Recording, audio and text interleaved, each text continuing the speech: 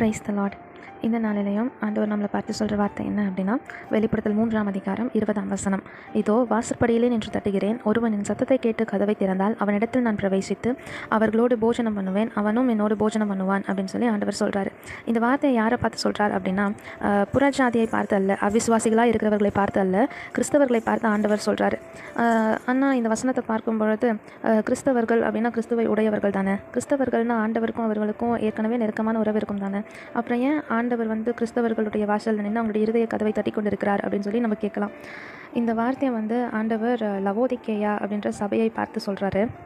அந்த சபையில் இருந்தவங்கெல்லாம் கிறிஸ்தவர்கள், ஆண்டவரை ஏற்றுக்கொண்டவர்கள். அவங்க எப்படி இருந்தாங்க அப்படின்னா, அனலும் இல்லாமல் குளிரும் இல்லாமல் ஆண்டவருக்கு பிரியமாக இல்லாத ஒரு வாழ்க்கையை அவங்க வாழ்ந்து கொண்டு இருந்தாங்க.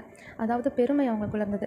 நான் எங்ககிட்ட பணம் இருக்குது, எங்ககிட்ட பலன் இருக்குது, செல்வாக்கு இருக்குது, எங்களால் எல்லா காரியத்தையும் எங்களாலேயே செய்ய முடியும், ஆண்டவருடைய உதவி தேவையில்லை, எங்களாலே எல்லாம் பார்த்துக்க முடியும் அப்படின்ற அளவுக்கு இந்த லவோதிக்கேயா சபையினர் இருந்தாங்க.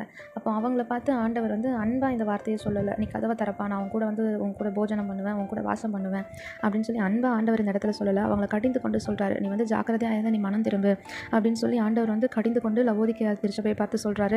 நான் உன் வாசற்படியில் நின்று கதவை தட்டிட்டு இருக்கேன், என் சத்தத்தை நீ கேட்டா, கதவை திறந்தா நான் உன்கிட்ட பிரவேசித்து உன்னோடு நான் போஜனம் பண்ணுவேன் அப்படின்னு சொல்லி ஆண்டவர் சொல்கிறாரு. அந்த உறவு நம்மளுக்குள்ளே நிலைத்திருக்கும் அப்படின்னு சொல்லி ஆண்டவர் சொல்கிறாரு.